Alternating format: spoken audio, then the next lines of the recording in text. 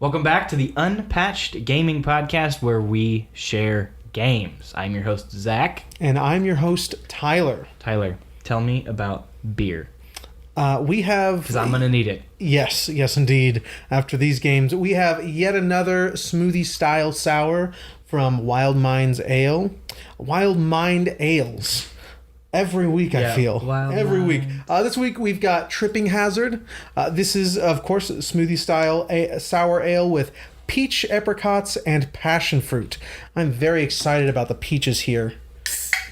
Let me hear it. Hallelujah. Let's get around the mic here. Do you hear that? It's your daily ASMR. I don't know what asthma is. ASMR. Zack being stupid. Oh, bro, you just got like a chunk of peach. Ooh, your boy likes chunky beer. I don't know what that, just like a ball of yeast. Did I tell you yesterday, 2 days ago, I got to have a wine from 1984? Well, that's interesting. Yeah, It was a German sparkling wine that was disgorged last year. It was so good. Where? I just bought it from Austin Wine Merchant. My buddy Justin, it was his birthday. He wanted to have a wine older than him. How much is that? Was that? I only paid $75. Really? Yeah. Interesting. It's a good deal. Austin Wine Merchant's where you should go if you're going to buy wine in Austin.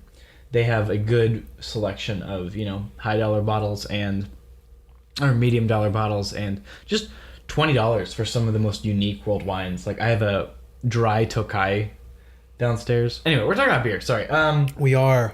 I like this a lot. This one's probably my favorite. Mm-hmm. I think this whole batch, it's not very bubbly. I don't know. Just some of them almost seem flat, which I'm not mad at. They're thick and creamy. I'm not furious. Yeah, I'm only slightly enraged. No, they're this one is like thick, has a thick, creamy mouthfeel, and I like that a lot. And that probably comes from it being a smoothie style sour. But the peach and apricots really come through here. I don't know enough about passion fruit to know if that's a particularly prevalent flavor profile here, but the peach and apricot, I'm getting both of those A lot. Yeah. I think even the apricot a little more than the peach. Yeah. No. Absolutely. I was going to say the exact same thing actually. But I like this one more than it's chunky. The blackberry last week. Dude, a dark chunk of something fell out of the beer into your glass.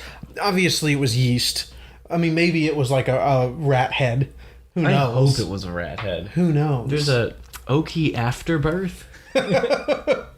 Yeah, but I like this one. Tripping Hazard by Wild Mind Ales. This one's very good out of this Jester King glass. We gotta get some of our own branded glasses, dude. Dude, let's do it. Let's do it. Glad to have you guys joining us again. We love talking to you.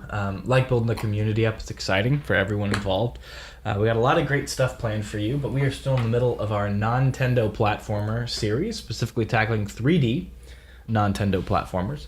So anything not from our plumber overlords.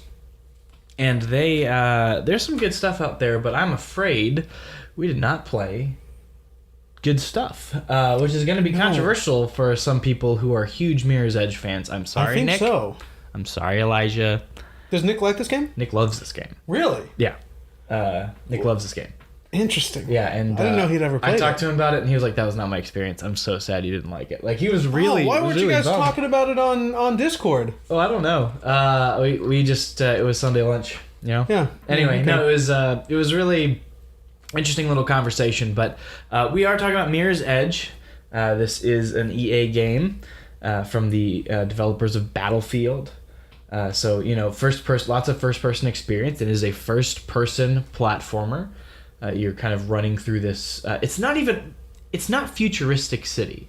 You know what I mean? It feels very modern city, just fictional. If Apple made if Apple made colorful. a new city in China, that would be whatever this place is. Yeah, it's a very unique world, beautifully designed, to a fault sometimes. And it really is absolutely gorgeous. You can see why people hold this in such, cult status. I did catch on to that. And you can see the game that you want in there. And that's what we're going to talk about with both these games, is kind of unmet potential. I think is going to be a theme through this episode.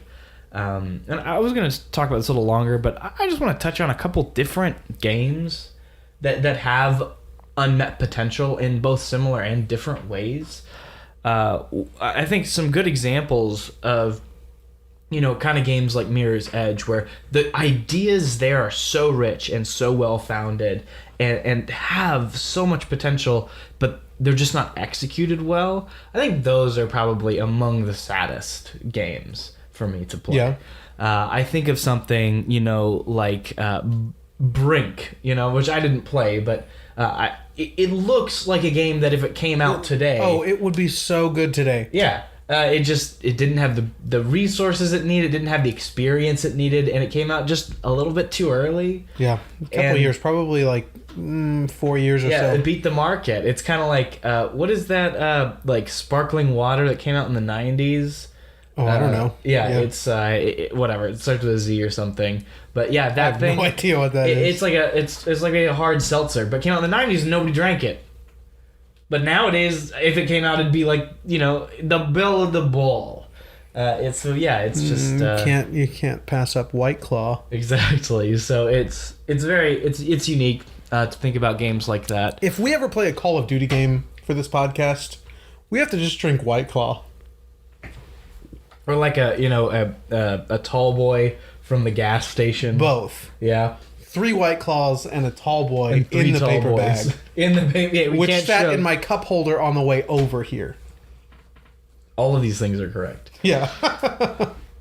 Anyway, yeah, all that to say, I think of something too like L.A. Noire, or just some really unique ideas in that game that are just executed poorly. For those watching on YouTube, I'm not lying. What? Have you seen these videos where... No. So, they're trying to do this facial cue thing. We have to read people's faces. And it's just way too much. Like, you're talking to this guy, and it's like, did you see anything happen there? No. I'll show it to you. It's really ridiculous.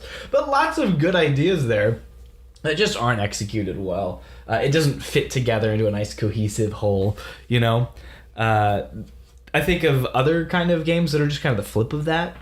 These games that just really don't have very good ideas, but are implemented extremely well by a solid, well put together team. Metroid Other M.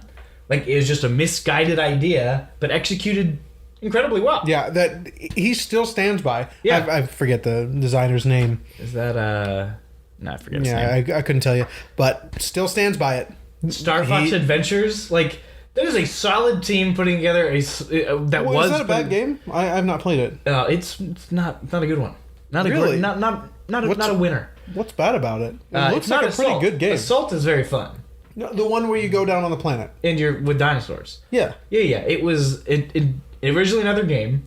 I know. About dinosaurs, and then with the blue fox lady. Yeah, it's terrible. It was extremely boring. Oh. Okay. Extremely, I didn't know. It's just kind of thrown together. It's no good ideas there. But it's a solid team putting together a solid game. It just doesn't fit Star Fox, nor does it fit their original plan for what they wanted for the game. It just didn't work out. I think it's something like the Ghost Rider PS2 game. What? Yeah, it is an extremely well put together action game. Kind of this mix of, God of War, Devil May Cry, all the things that were popular around then. That's executed very well. That has zero original ideas at all, but is an excellently well put together game. I haven't played many of those games, but I have played most of Dante's Inferno. That probably sits right alongside that. I think that's fair. Just totally derivative. That had potential if you really dug into those ideas, made something your own, to make it something special and unique, and then just kind of check the boxes. That's so dumb. Dante's Inferno game. Yeah, it's that's the thing. Great poem. You should read it. And then I have a combination of these games where everything is in line. We got some great ideas. We got some great execution. We had good teams behind them. Everything should work.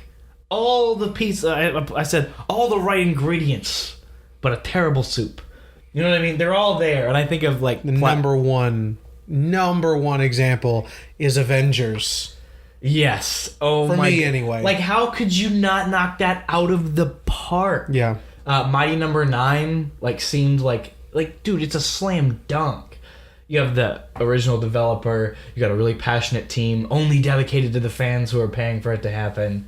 I do wonder if people are going to stop putting so much stock into these old beloved developers. We have Shenmue 3. Yeah, I have that on this list. Shenmue 3. We've got Mighty Number 9, Balan's Wonderworld, and you know what turned out well though was Bloodstained. I was gonna say Bloodstained, but it didn't turn out the best of those, the best of the pack. But wasn't it pretty lame? Like, I didn't play it, but I thought it got pretty middling reviews. I can't speak to that. I could be wrong, but I thought it got pretty middling reviews.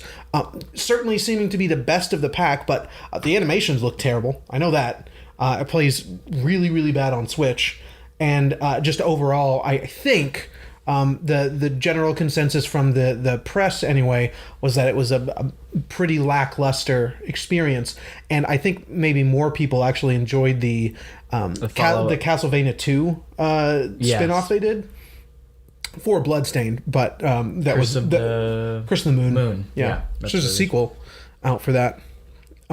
Anyway, you've got these, aside from Bloodstained, massive swings and misses. Yeah, really, really bad guys who were the OGs. Bad takes, you know.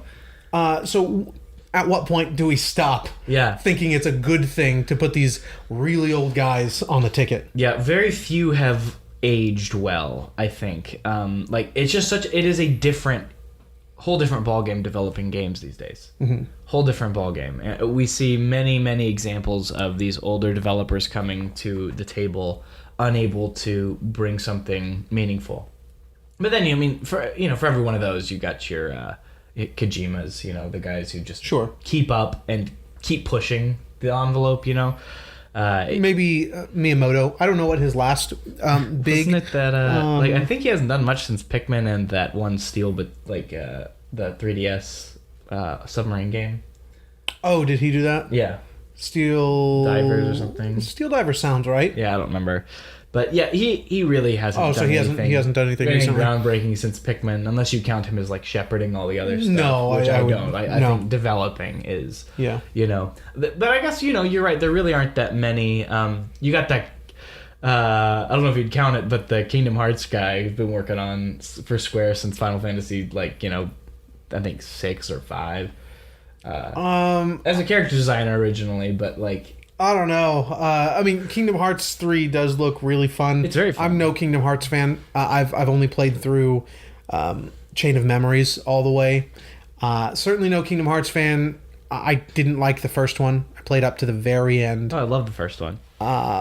You're a huge fan of the entire series. No, don't call me. Fair enough. I'm sorry. I'm sorry. Of the main series. Yeah. I like Chain of Memories 1, 2, 3.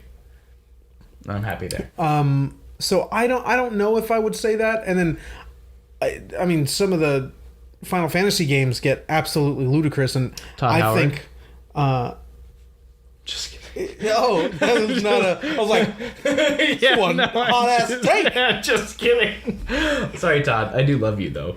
I would entertain the argument. I would genuinely entertain that argument. I just wouldn't have said that. Todd can be my dad if he wants. That'd be great. 16 times the dad.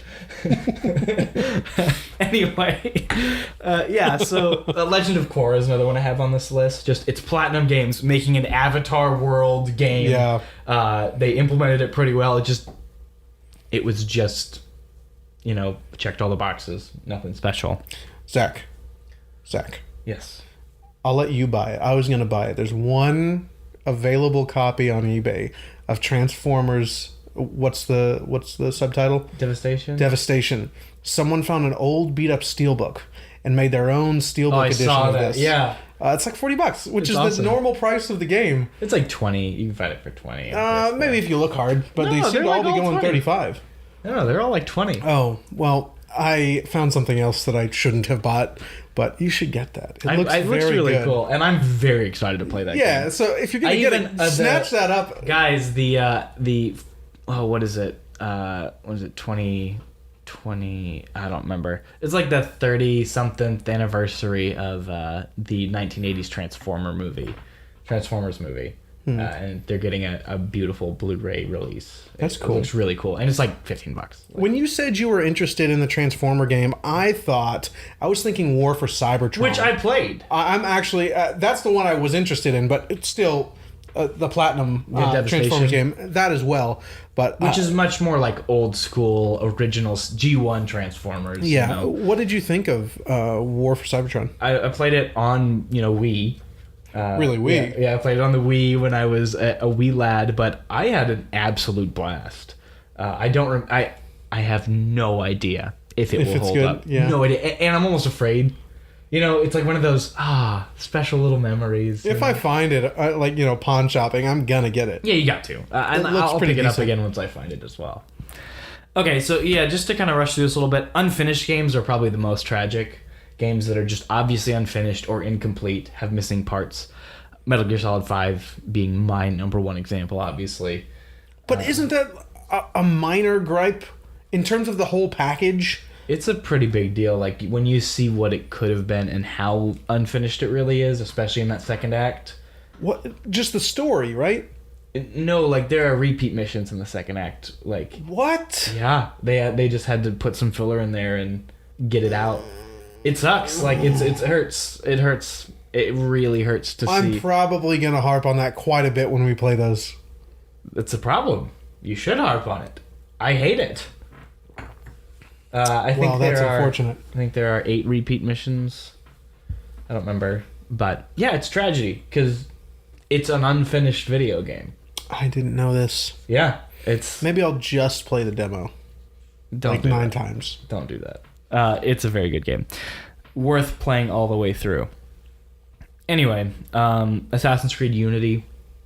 That is an objectively unfinished game. Yeah. Some might even claim today is still an unfinished game. I couldn't speak to that, but definitely on launch. I mean, the face texture. Yeah. Everyone knows the face flipping inside out. Yes. That's gross. A mishandling of great ideas is another, lost potential there. You mentioned Marvel's Avengers, the way they monetized that is just so stupid. Battlefront 2, Star Wars Battlefront 2, EA, that's just, oh my gosh. It's Star Wars, a Star Wars first-person shooter. Dude, there was a report from Polygon or Kotaku at the time that after the launch of, I believe it was the second one, that's when the loot box controversy really blew up, was with the second one. But I think it was the first week of launch, the CEO of Disney called the CEO of EA to basically say, get your together. Yeah. But they still didn't do anything about it. Like, they don't care who handles the franchise. No, it's just a shame. You could really give it to someone who could do something special.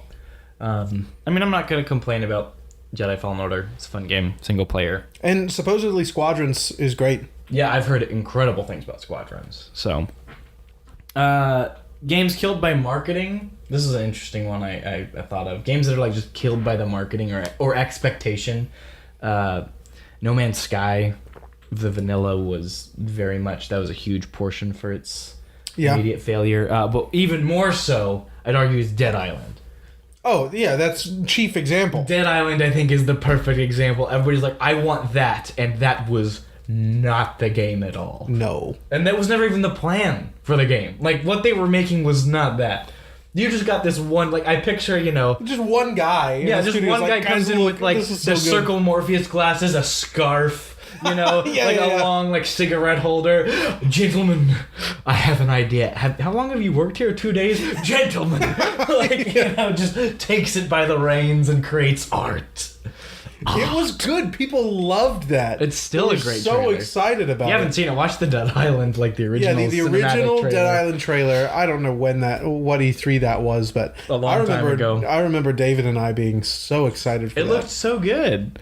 And then my last category here is just games that didn't fit the demographic, even if they were still great. Like so DMC is a great example. Like, just not what those fans wanted, even if it is good, which I don't know, I haven't played it. But even if it is good, none of the fans wanted that. Even better example, I bet it's good. Doom 3. Like... Oh yeah, it's much slower, much more atmospheric. Yeah, it's much slower. You know, Dead Space took a lot of inspiration from what Doom 3 is. I've always wanted to play Doom 3. It looks fun, and it looks incredible on the original Xbox. Compare that though to like Doom 2016, which is a much probably more accurate representation of what the original Doom was going for and made people feel like. No, it is. And you look at Doom 3 and it's like, these are not the same series at all. It's totally different. So, but I've heard from many, with time it has aged well as a game and stands kind of on its own. So, yeah. And even, id's proud of it, and they'll market it and re-release it all the time. They put it in VR. It's bizarre. Doom 3 is in VR? Doom 3 is in VR, and pretty much everyone universally says... And 2016, right? Yeah. Pretty much everyone's like, why did you do this? Like, everyone's like, well, I mean, I'd rather play Doom 3 in VR than Doom apparently it's 2016. Not very good. Like, pretty much everyone says just play it normally. Sure. But if I were to play a VR shooter, I would want it to be an I'd throw up in 2 minutes if I played 2016. Yeah. Absolutely. All that to say, there are many different ways a game can not meet its potential, but the games we're talking about today very much fall in the category of these have great ideas.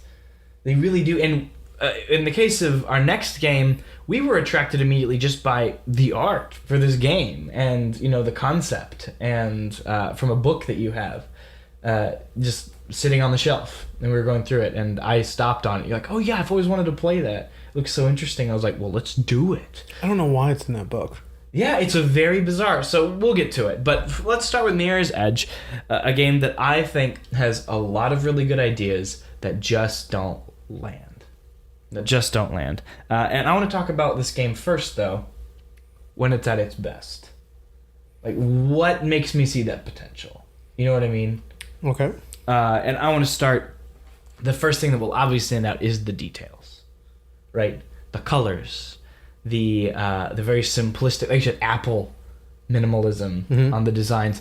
For me, what really did it is the first time where you're running at a full sprint and you just shoulder bash the door open, and immediately everything behind you is gone, and before you, in a single moment, opens an entirely new, massive space, and you just take it in. Like, you have no time to sit there and take it in, but all the most big landmarks and the colorfulness and the multiple ways like that you could take advantage of this space come to mind in just a moment, and it's brilliant. Like, just that moment of busting through a door into a new environment. It's really awesome. It's something special, and then it's immediate. No loading, bam, right there. It's it really is special, and it makes you want that. And it doesn't ever give it to you. It does.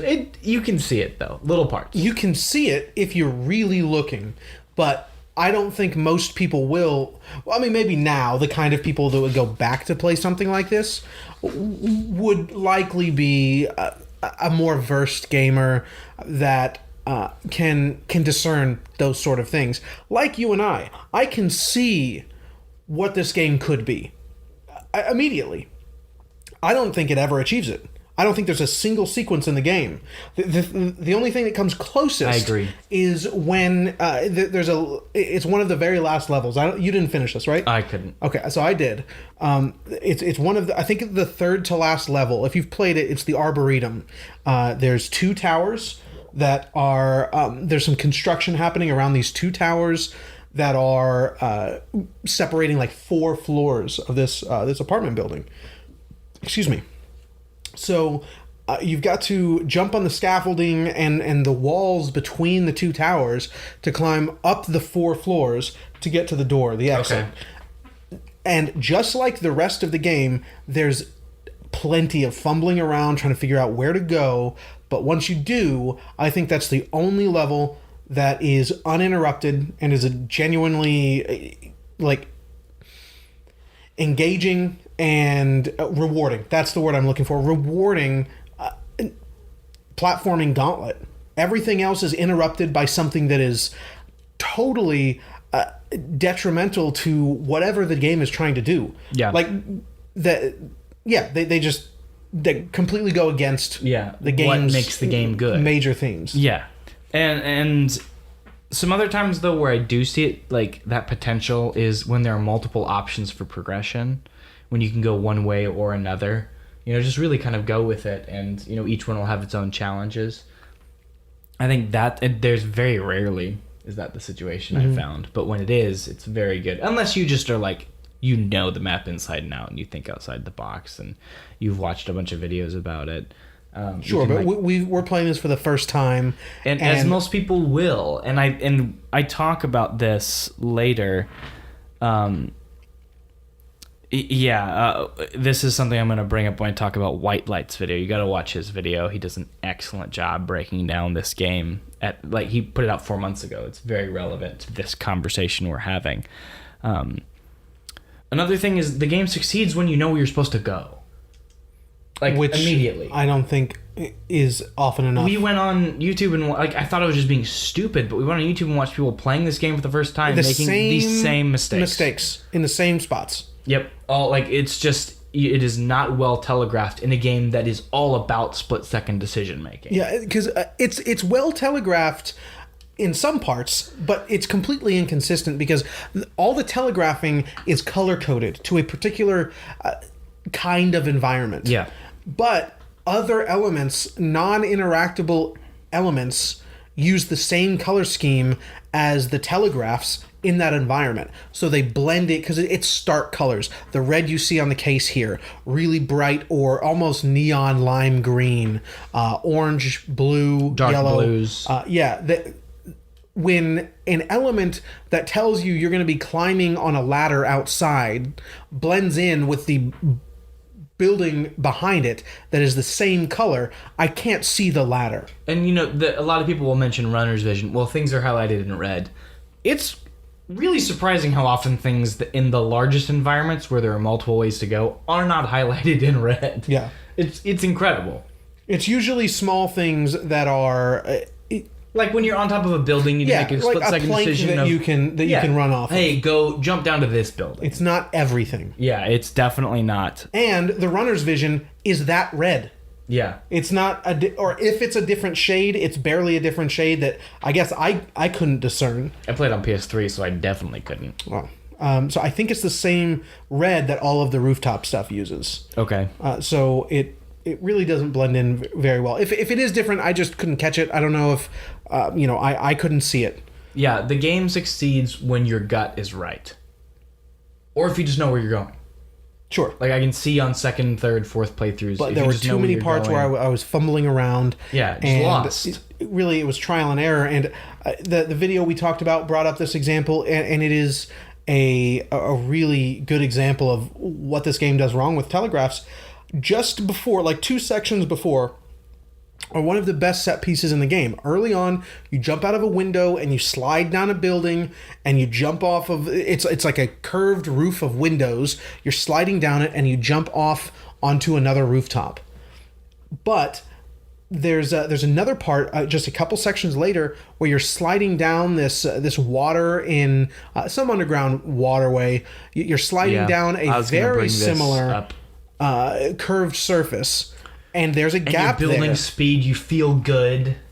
And you try to jump, and you die. You do it again. You try a couple times, and realize, oh, I need to brake. I need to stop my momentum so I can sidle a wall. Yeah, very slowly shuffle across the wall. This is what I don't get. And I feel like, I really feel like just in this conversation I've been a little heated. When it's not slow.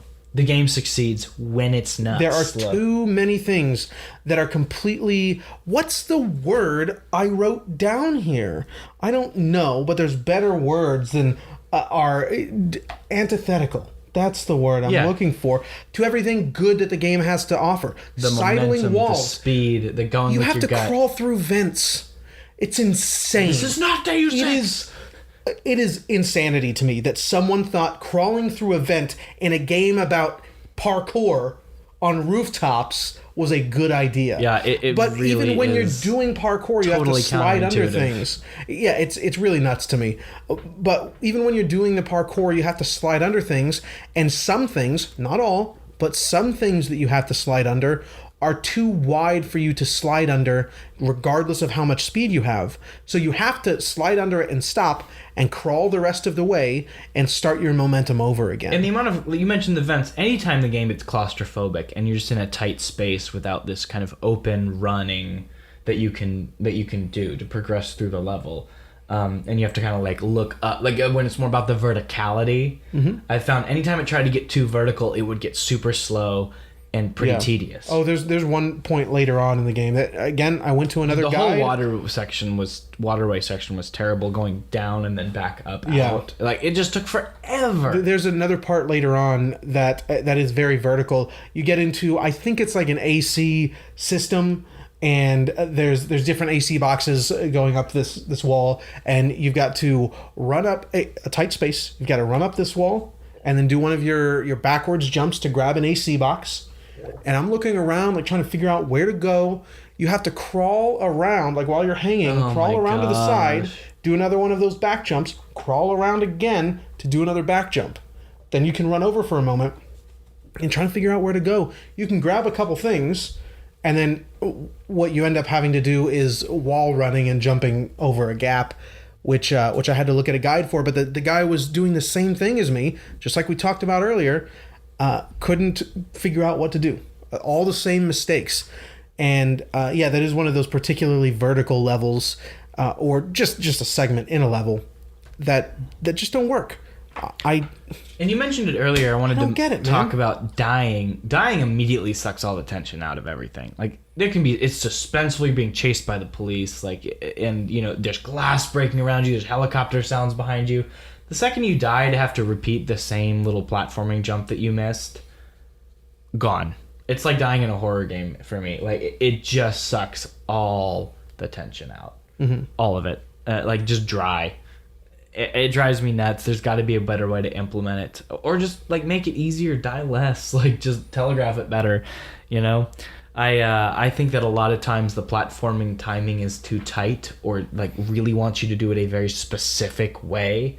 It kind of takes that freedom away. You might go with your gut and try to run on the wall to the pipe, and even if you get to the pipe, a lot of times she won't grab it in the way that you want her to. That's a big deal. Yeah, a lot, like trying to run and swing on some of those pipes, the timing can be very tight and unforgiving in a game where, like, you can't see your feet. Like, sometimes you're not going to make that jump at the very, very edge unless you've played the game a lot. Like, maybe be a little more forgiving in a game where it's all first person. And I'm not complaining about the difficulty. It's just more the control of the character. The way that information is presented to the player on when and how and why to platform. Now, the controls overall, I did like. Oh, I like the control scheme I think, quite a bit. Yeah, I think the idea of, instead of having a run button, you have some obscure walk button on the keyboard, which I don't know when you'd ever use that. You run by default. You gain momentum as your speed is not broken. The shift button, which is typically the run button, is your downward momentum, and the space button, which is typically jump, is your upward momentum. So if you're climbing a thing or jumping or needing to grab something that's above you, it's space. Something that you're going to hoist yourself up on, it's space. That's all your upward movement. All your downward movement is the shift button. How does that work on with a controller? It's really nice. It's L1, L2. Okay. L2's up, L1's down. Super easy.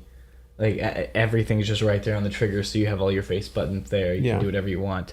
Made it very easy to move around. You can, free roam on the analog stick. I had quite a good time, actually, with that control scheme. It's similar to, from my understanding, Assassin's Creed Unity and that kind of era of Assassin's Creed. They have upward momentum, downward momentum, and they'll activate differently based on how you're doing it, just so it's a little bit more...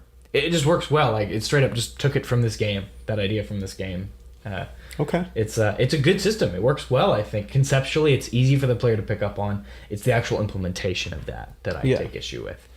How do your buttons feel? That kind of thing. So, you know, this game also does set pieces really well. I agree. I think I didn't write that down, but that's a good point. Sliding on the building in the beginning that I already mentioned on the glass rooftop, but jumping onto that train at the end of the waterway is so good. And then so you have to jump onto a train to get away from some bad guys. They're shooting you and you can't defend yourself. Not very well anyway. So you have to jump onto a moving train in the subway station. And you think you have a moment to breathe, but then you see, classic, you see the lights coming your way. You've got to dodge out of the way. And this train's going into a tunnel. So you got to jump onto the next train as it's oncoming so you can land as it passes underneath your feet while you jump.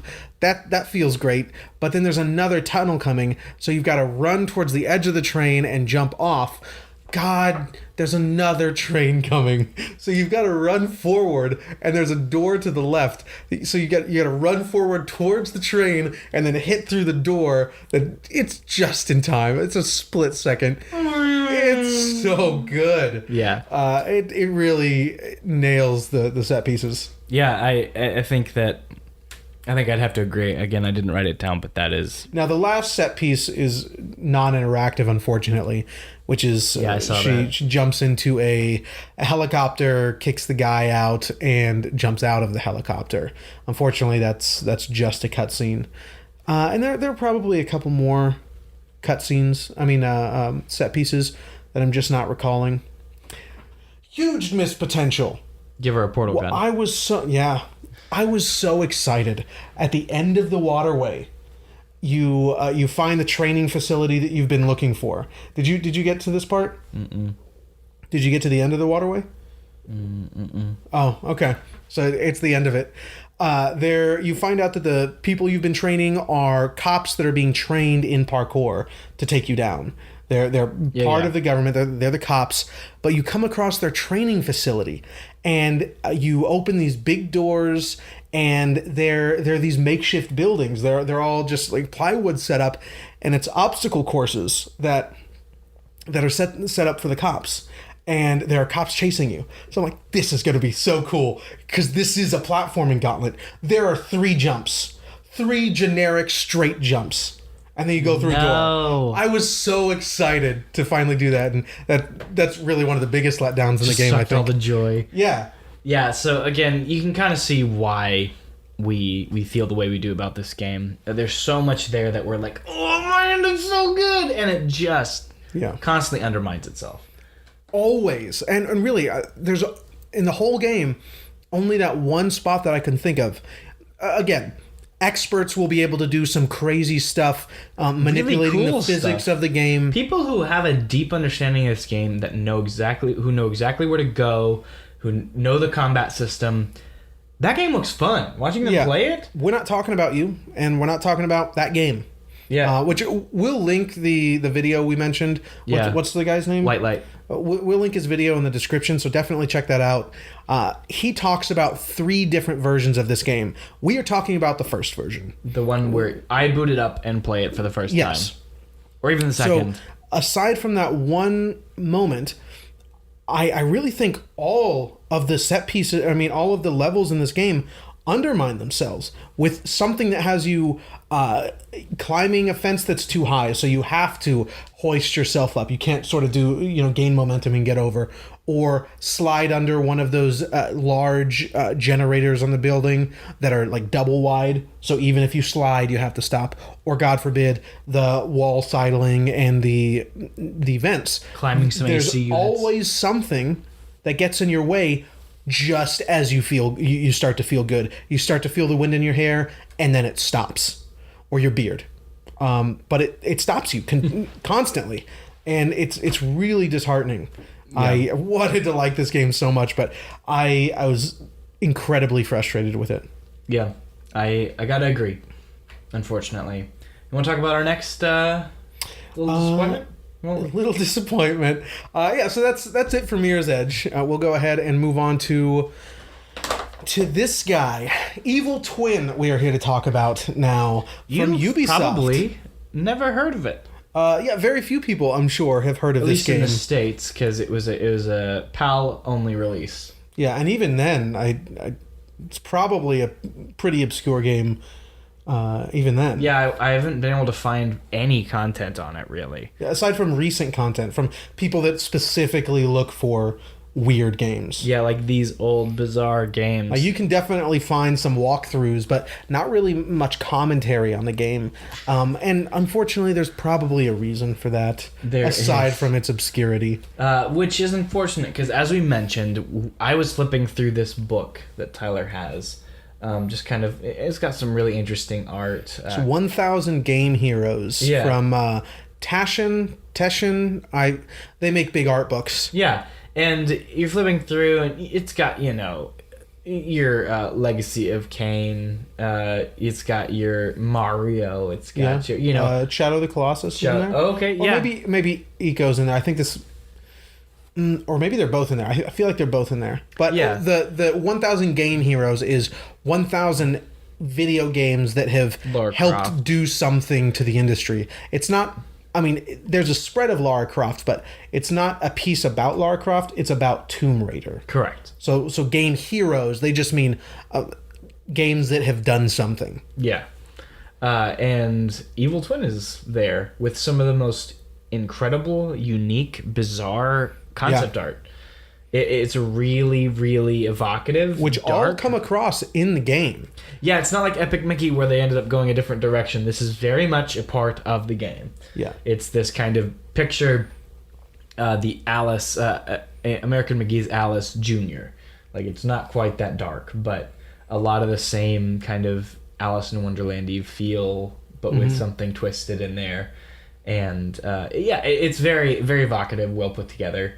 I was very excited to boot it up and play it, which is a hard thing to do, unfortunately, these days, as it is PAL only. But indeed, we booted it up, and do you know what I found? Pray tell. When I played this game, that it is not a good one. It's not a very good one. His feet. Oh my god, dude, huge. the character models are crazy in this game. And so this is a PS2 game, PS2 and Dreamcast, same console generation. However, it is pretty fundamentally a PlayStation 1 game. And I don't know the development history of this game. Maybe there's some information on Wikipedia. Someone do it. I have a feeling that, or at least I wouldn't be surprised if this had missed a bunch of deadlines to be released on the PS1 and were just released on this generation of hardware. Because the level design, the models, definitely the models for everything, the characters, the just the geometry in the world, and also the way this is maybe a weird way to phrase it, but the way the textures are placed on the models. The textures are upscaled from a PS2 game or PS1 game for sure. And I thought to myself earlier today, I wonder what that looks like. So I looked at some graphics comparisons for Rayman from the previous generation to the PS2 re-release and Dreamcast as well. And I was right. The models are pretty similar. They're not fundamentally changed, but it's the textures and the lighting that are upgraded. This looks just like that. This looks like a PS1 game re-released on PS2. Yeah, and especially when you consider Metal Gear Solid 2 came out. Jack came out the same year as this. Jack came out the same year. Metal Gear Solid 2. But that's not against the game. We're just talking here. That's really not a negative on the game. It just set your expectations, like we talked about with Prince of Persia. Think of it as a PS2 game. If you play it, it's only on PS3 and 360, or PC as well. But pretty fundamentally, that's a PS2 game. That is of a previous generation, and that's the case here as well. And you'll get a lot out of even immediately booting it up. There's these bizarre characters, bizarre environments, very evocative, like I've said. And the tone, they execute, despite all of its problems, they carry this tone that I've never seen before in a game. You kind of have it runs on its own logic, kind of like a lot like an Alice in Wonderland. Like, it's just, this is the logic of the world. But it's not as bizarre as Alice in Wonderland. It's very much a child's logic. You know what I mean? Where it's like, oh, that must be true. Oh, that must be that way. You know what I mean? Things that they just don't think too much deeper about, and so things behave in odd ways. A good example being, this kind of structures that they come up with, like the idea of this kind of boat that you arrive on, driven by one of the main races, and the structures are bizarre and twisted, but like they would make sense in a kid's book, but they make zero sense architecturally. A boat that you arrive on? Yeah, like you climb up and get on this airship boat thing. Was that at the end of the second, when you go into the third level? It's the third level. I stopped right before that. Yeah, and it's very, like, again, it's well designed. The architecture doesn't make sense, but like you could see how it would make sense to a kid. It's really interesting. The language can be simple. Like, there are these characters who are split in two, and you need to help fix them by getting a zip it. Like, it's a zipper. Like, it's very childlike logic, but he'll also like just curse and party, and there's like very pronounced breasts in one section. Like, it's very odd tonally. Yeah. And he'll call someone an idiot and then immediately go, oh yeah, no, you're probably right. Like, he's a child. That kind of stuff really sticks out. Yeah, it's very, as you said, evocative. And I, as bad as this game is, it's not a good platformer. Really, it isn't. It has some great ideas, not just in the story and the world, but I think there's one particular gameplay mechanic that I would like to see implemented elsewhere. I don't think I've seen this, but I'll get to it in a moment. I genuinely want to finish this game. I'm not going to. We have other things to get to. October's coming up, but I might want to engage with it the way I did previously and play the whole thing that way, because it was a very, very good time. I want to be in that world, and it does that very well. Create a world. Doesn't create very good levels though. But yeah, the mechanic, I wrote that here.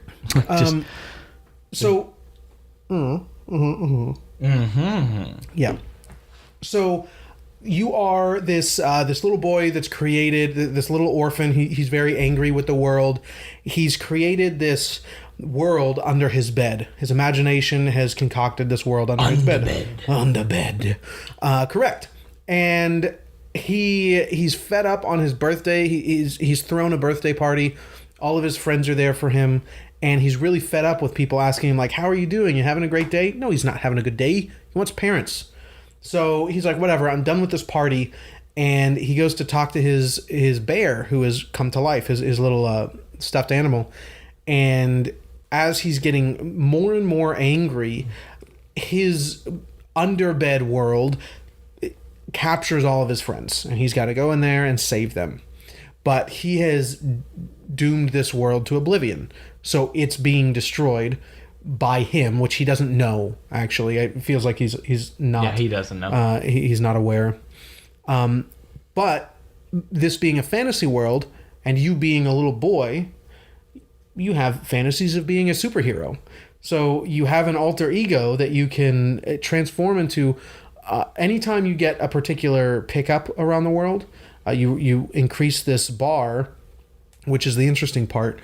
You transform into a superhero. All of your moves do something else. You can do sort of a double jump, which is like a forward dash, which is called your flap. Yeah. It's not called flying. No. It's called use flap. That's incredible. I didn't even pay attention to that. Yeah. So all of the tutorial boxes around the world, at least in the beginning, there's a bunch of them, so you can really tell they're written by different people on the staff and use completely different terminology. Like, some of them are more technical, some of them are really flavorful, and some of them use different punctuation. It's just very silly. But when it teaches you about that double jump, it says use your flap by pressing X while you've already jumped. and other ones would say jump again while you're in the air or something like that. They would use terminology of use the jump button instead of pressing X. And when you turn into Super Sip, he jumps higher. That flap move will get you some distance. Yes. He's much stronger in combat. My primary issue with it is it increases your speed, and your momentum will make you slide a little further when you stop. It's rough. Like, they should have kept the momentum the same. Yeah, and like maybe easier really to control. Maybe not increase his speed at all, just because of how poor the platforming is overall. It caused a lot of deaths for me. It was really frustrating. Mm-hmm. And then I just think. But it is fun to be able to basically break some of these levels when you have Super Sip and just fly around. But you don't have them very often. Yeah. They're only going to give you those power-ups or the items that increase over the time. bar. You can't just like hold on to it. Correct, which I think is the interesting part. So as you pick them up, just as Cyprien, which is the kid's name, the bar doesn't stay there and start depleting when you use Super Sip. It depletes generally. So just as you're walking around not using it, it's still depleting, and it sort of forces you to use it, encourages you to not sit on those power-ups. Use it just for general platforming. If you found one of those pickups, go ahead and use it to bypass this part of the platforming with your double jump or your speed. I find that encouragement very interesting, which I haven't seen many times. Usually, you're able to stockpile that stuff for whenever you want to use it, instead of being encouraged to use it immediately. Yep. So that's one pretty positive thing I felt. Maybe it could have been implemented better. It does drain pretty quickly. Yeah. But I at least thought it was a pretty interesting mechanic. Yeah, absolutely. You know what else stood out to me as a positive was the music. I felt like it captured this whimsy but invaded by something sinister kind of vibe. That's a perfect way to put it. Very well. And even like the little sound effects as you pick up your like the collectibles, like just a little, string pluck. Dun dun dun. Oh yeah, dun, it adds dun, to the music. It's got they're all musical notes. Yeah. Those pickups are silly. Correct. Why are they just faces? I don't know. Instead of instead of them being crystals or something that you pick up, they're literally the face of the superhero just floating around the world. It's whatever the UI element would be. Yeah. So you get extra teddy bears for your lives. So there's just teddy bear faces, which would be more interesting if like they were pieces of teddy bear or like stuffing to put into a teddy bear. I don't know. Actually, that would be kind of interesting. If you have to fill an extra teddy bear and you've got one extra life and have to refill, you only ever have one extra life, so you have to refill it with stuffing, with cotton. Sounds way better than a floating teddy bear face. Yeah, but like crystals are just like generic orbs of energy, but they're literally the UI element from the UI pasted in the world. It's very silly. So I have this split up, both these games, as what is the game like at its best and at its worst. So when is this game at its worst? And my top comment just says, when you're playing it. Yeah, like it's really slippery, not fun or easy to control. It's very slow. The pacing of this game is molasses. A lot of cutscenes. A lot of cutscenes. A lot of like just exposition dumps. Yeah, especially in the beginning. Yeah, and you're just sitting. Oh, it keeps going. And you're just sitting in the same environments. It's really what's most frustrating to me, and I think the worst element of design in this game has to be they're just when you walk into a more like kind of central hub area for the level you're in. There's pretty much only one or two ways you'll be able to go. And everything else will be blocked off somehow, either with vines or covered by something, something blocking it. And when you complete an area, another area will arbitrarily now open up with no indication as to what it could be, which one is open, which ones will open. It's so bad. And in what order to do them? Yeah, in fact, I mean, if you're going to play this game at all, I'd recommend a guide and just follow it exactly. Like, dude, that's why I stopped where I did. It's just this massive winding area that makes no sense. You have no idea where to go first. It's so frustrating. When you get out, you have no idea where to go next. Very obscure ways to reach new areas. Not even well telegraphed where you're supposed to be heading toward. Just not well designed, unfortunately. Yeah. And I mean... Oh, and there's fall damage? Whose idea was that? I want to talk to your manager. Listen, like, whose idea was that? The fall damage is pretty generous. You have to fall from very high. Dude. But it's 2/3 of your health and stuns you for a little bit. Which, I mean, there's not much combat in the game. It's not a big deal. It's just like, it slows you down even more, and it's just like I have to consider it and walk slowly around somewhere. I mean, there's fall damage in Mario 64. The fall damage is fine. I don't think that's a big deal. In this game, it's a huge deal. A huge deal. No, just because the platforming is in Mario bad in 64, general. I can cancel my fall damage if I do a ground pound. In Mario 64, there are multiple ways to get to the same objective. You can cancel. I thought you get damaged anyway. No. If you fall, if you do a ground pound, and you fall 700 feet, I know in in hurt, many right? Mario games, if you do a ground pound near the end, you'll be fine. Anyway, all that to say, it doesn't even matter if it didn't. Like, at least in Mario, there you can get places fast and like keep moving. This game is so slow, and it's like, nope, sorry, there's fall damage. You have to walk down that vine, and you're slippery, and you better not fall. Yeah, you're slippery. The geometry is not great. It's so like you have to walk on branches or vines that are not completely flat on top. They're rounded, and it just isn't nice. The dialogue's terrible, like the voice acting. Oh yeah, I was like, I'm fine with the voice acting. Yeah. Yeah. Yeah, it's just although I do like the elephant guy, he's very odd. He's Cyprien. Like, I can't even do his voice. Just very like childhood Sesame Street friend, but a little depressed. Jim Henson Street. Yeah, probably. It was more Dark Crystal. Yeah. Dark Crystal, the Sesame Street edition. Yes. Just if Jim Henson did Sesame Street, did he help on Sesame Street? You're asking the wrong. Okay. I don't remember. I'm sure he did.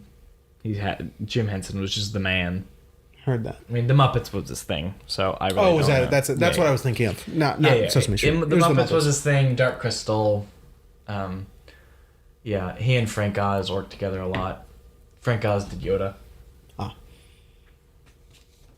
Mine misses. Well, I don't really I really have nothing else to say. Yeah, I turned on Infinite Lives. Lives were a bad decision for this game. Yeah, I turned on Infinite Lives immediately upon your recommendation.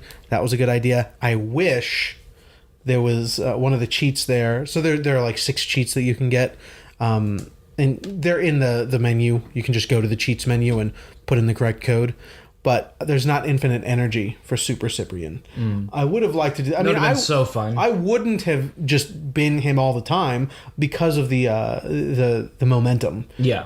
But yeah, to be able to dash around and have a kit for platforming. You don't have a kit. No, it's just jumping without Super Sip. Yeah. Yeah, just jumping. Not even a double jump, right? Or can you? No, not even a double jump, right? You got some weird ground pound. I actually don't know what's happening with the ground pound. Yeah, he like kind of dives forward. It's very slow. And does a flip. I don't know if he's flip like out of it. I don't know if he's like shooting his slingshot while he's diving down or flipping. Oh, in the slingshot, you have to like stop going to first person to hit some stuff in the slingshot.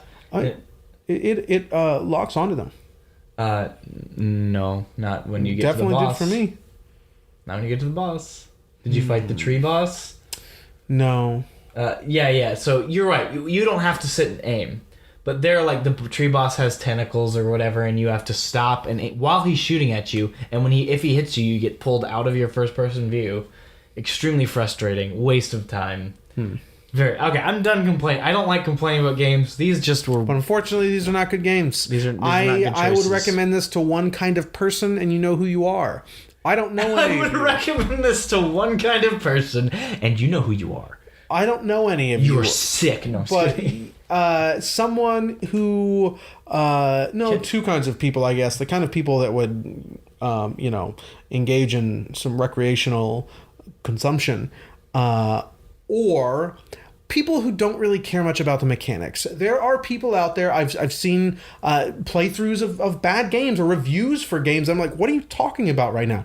People that are just genuinely there for only the atmosphere and the story. Because and God bless you, you're able to overlook mechanics like these. Because what that offers is incredibly unique. So definitely play this. If that's you, if you just are there for the atmosphere and the story, any sort of gameplay is fine with you, and you can put up with just about anything. Can someone make a video about this game's history and development? Interview some devs, bro. I don't want to think about this game much anymore. And Mirror's Edge, definitely better than Evil Twin. I would recommend this to. I can think of people who would like it. Really one kind of person as well, and that's the kind of person that would be able to break through that. Breaking through in a different kind of way than with Evil Twin. But like your brother, I'm sure your brother was able to break through some of that and get into some of those. It's the replay. Once you know what you're doing, I mean, there's still the problem with it interrupting you constantly, but once you know how to get around pretty much anything and bend the world to your will, it's probably incredible. And I've seen videos. Again, watch the video in the description. It's really awesome. That's the third kind of Mirror's Edge that he talks about, which is a great way to split this up. It's like as your understanding of the game progresses over the years, it becomes a completely different game. It's the second and third sort of players, the people that would be able to break through that. Those are the only people I'd recommend it to. Any general player, not at all. Absolutely, I agree. Hey, I don't think we'll spend too much time on Hitman. You want to just wrap it up, man? We're only at an hour. Sure. Let's go ahead and get started with Hitman this week. Knocked out two chapters. Did you play the other one? Dang it! I would have played more. Sorry. I only played once. Oh, dude, I'm sorry. Darn it! Because I talked to you like 2 days ago. I didn't think you were gonna finish it. Damn it. Yeah. Well, I'm definitely not going back now. Yeah, we gotta keep moving. Yes, we do. But I barely played the one before. Yeah. So you talk about that one. I'm not gonna have much to say. Yeah, I don't either. I mean, I played it in I think half an hour or something. So there are 3 targets, one of which I didn't care for. I didn't see much interesting.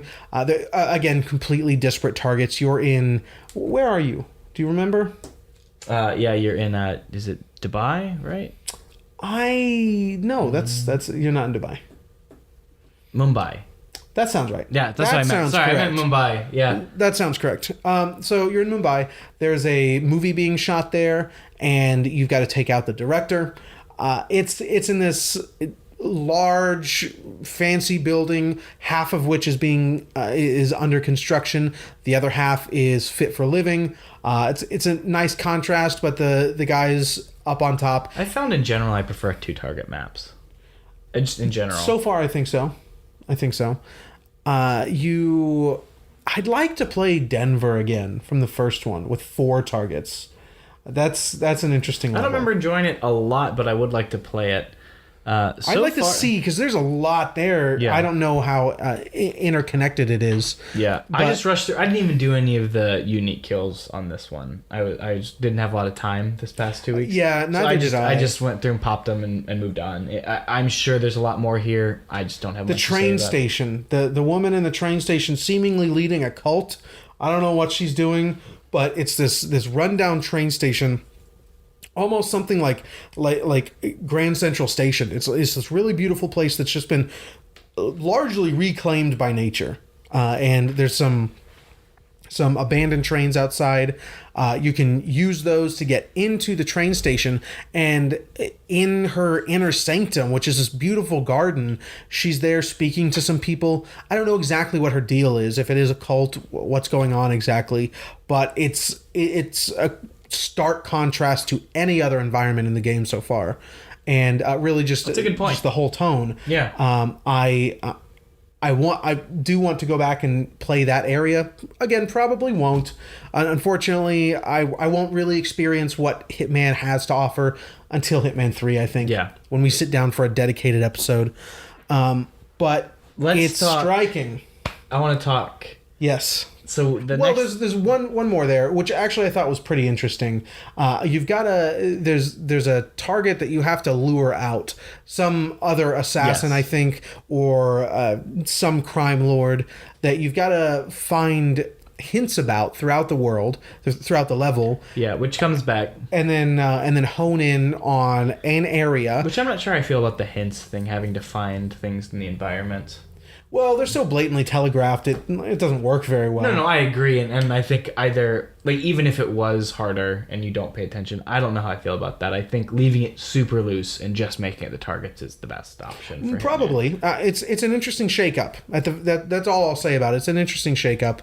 But you finally find the place that he might meet, and you have to trigger the meeting to happen. And either using a disguise or just hiding in the place that he would eventually be, kill him and get away. That's it. That's Mumbai. I'm going to probably play it again. That's one I do want to dig more into, because what I spent far more time on was the suburb. Yes. I was expecting Miami to just far and away be my favorite, no questions. This is currently neck and neck, but for a completely different reason. Back to the tone, man. Yeah, so what it is for me, this is a game about the whole world, right? The whole world of assassination. You are living vicariously as a hitman, right? That kind of the dream of video games, being immersed in this other world. And it takes you to a place that I know. Mm-hmm. Like the back of my hand, I know these disgusting people, and I know the layout of the houses and the kind of people who are here and the social conventions. I know how it works. And it's small. It is a small environment. The houses are detailed and have 2 floors each, and basements as well. Basements, yeah. Oh, and attics. Basements, Some of them attics. The attics are very lackluster, but you have can basements that go outside. You can set up a sniping point from that attic. Yeah. Super easy. Again, just really, it's so small. It's just these, a couple. I'd say 4 houses on each side of the block, and it's a little. It's one square block, and the houses on either side. Now you can only go into the houses in the middle, and I think one house on one of the other streets. Yeah, it's on the center part of the block. It's very small for a Hitman map, but because of the way the houses are laid out, it is so dense and so rich and just begging to be explored. I spent so much time just wandering around. I think I spent just about 2 hours, which is the longest I've spent on any one run yet. Just 2 hours on my first and I guess only playthrough. So I got both targets, and we can talk about how, but I think that's way less important on a map like this, where it's just. I just shot them. Yeah, you have one guy who stays in his house, doesn't leave, and you got to find a way. He's an old guy that needs help. So people feed him. He's got an oxygen machine that you can put in. He smokes even though he's on an oxygen machine, and his guards. So he's a huge crime lord or assassin like you were. He's retired. And but he's got personal guards that hide his cigarettes, so you can put smoke or somehow mix the cigarettes in his oxygen machine. That's one of the ways you can kill him. I missed almost all the opportunities because I spent so much time. I ended up just shooting them both. The other guy, what I did is I had a propane tank, and I was walking by, and you can give one of the guys giving a house party, you can give him this propane tank, and he'll go, "Oh, thanks," and he starts cooking burgers, and the target who's wandering, so there's one guy walking out around with his guards, he'll come in for a burger. And you can deal with him that way. There's a couple different ways you can deal with him. Sabotage some of the lights, electrocute him. You can just shoot him. This level also uses from the previous level, having to find hints around. Not hints for either of the targets, but to complete the mission, you have to find 3 hints about the target that you've killed. Yeah. Not to kill him, but just for progressing the story. And you've got to do some things around the town. So I'm going to be honest with you. I killed the 2 targets, and then I genuinely killed every other NPC on the map. Wow. No one was left. Not a single. And it's very telling what these European devs think about Americans, because if you start shooting anyone, half the party guests will pull out a gun and just start like unloading on you. Like it's just, and like they say, oh, it's just this guy's like secret, hidden guards or whatever. I'm like, no, that's just Americans. Like that's just Americans, and it's just really funny. Really shallow parties too. Like you just don't like the people. But yeah, there were no NPCs left in the whole map. Oh, I killed all of them. Now, you may have killed all the NPCs. But did you find the expired spaghetti can? I did not. So, on the construction site, on the very edge of the map, towards the river, a little in, like in a patch of grass, as you're walking over, your controller will vibrate, and it'll prompt you to dig. So I go over and get a shovel, and I dig. I'm like, oh, what is going to be in here? Expired SpaghettiOs? What? And the description is someone would get very sick eating this. So I had already killed the guy, but I think you can feed him those SpaghettiOs. Yeah, there are characters who like will eat whatever you put on a plate. Like blueberry muffins are like everywhere in this level. Like just blueberry muffins. When you throw them at people, it won't knock them out, but it will knock them down. And like it'll like the muffin will split in half. They go, oh, and they'll fall down. So the way I killed everyone, though, I want to just say this, I would lure them into my garage. So I'd open the garage door, and I'd lure them in, and I'd close the garage door and shoot all of them. And I'd keep doing that. And it was just fantastic. I have yet to go on a rampage. So yeah, I was playing with my buddy Justin, and I'm like, no, I gotta protect Sarah, I gotta keep her safe. And so we're basically like a garage door murderer, and we'd wait for people. Oh yes, come into my lair. I'm gonna make a band, and we'd basically leave certain people alive because I discovered this incredibly useful technique just by accident. If you shoot someone once in the leg, they'll fall over, and you can run over and knock them out. Okay. So, like, they won't die, but if they're still on the ground, by the time you get over to them, you can just press the attack button and they'll get knocked out. So they'll still be alive. So I take the living people, and one of the basements has a band set where you can turn on the music and, like, as if the band's playing. And I kept dragging them into position at these instruments. I go, I need to get an audience. And I drag them all down. I'm this, like, crazy psychopath. And before long, I ended up accidentally murdering I guess I did go on a bit of a rampage in Miami when I killed the driver, the racer. I had already I was too loud and doing something, so I got like 7 people to come up in the room, and there were already 4 in the room. So I took them behind this like a curtain that's there, so you can get dressed behind. I took them behind there. These people that I knocked out. And so her and her best friend come up. Again, I think really it's just one of the finest touches that she's the only one that will notice that you're not actually one of the guards. Because she's the only reason I can think of is that she's been sleeping with all the guards. And I just think it's such a clever little touch. Yeah, that level has a lot of clever little touches. Like, there's... if you're listening to I mentioned this in one of the last episodes, but if you're listening into one of the car mechanics, he's by himself. And he'll go, it's okay, my love. We can be together. He's talking to the car. And he's like, we can be together soon. Yes, I know, my sweet. I know. Like, again, another little touch is in this suburban level, you can listen to these 2 construction workers. And they're like, you know that pest guy doesn't kill the bugs? Did you listen to this conversation? And he's like, yeah, no, he had a cockroach as a pet when he was a boy. And like, it's this like tragic story about his mom stepping on his pet cockroach. And it's just very silly. And like, they're like, well, it's so beautiful. Like, it's just fantastic, these little conversations. Yeah. It's... Oh, but I threw a bomb at that pile of knocked out bodies. As you should have. Including her, and then her friend's like, hey, what did you do? I threw sugar at her face, and it exploded in her face. To knock the guy out in this, the old man, you can get rolled up newspapers everywhere. Yes. And newspapers pretty firm. From one end to another. It's like a pole. So you can throw that at someone's face, and they fall to the ground, and then you just go punch him, or in this case, break his neck. Well, I think it actually knocks him out. Maybe it does. I think a newspaper actually knocks him out, yeah.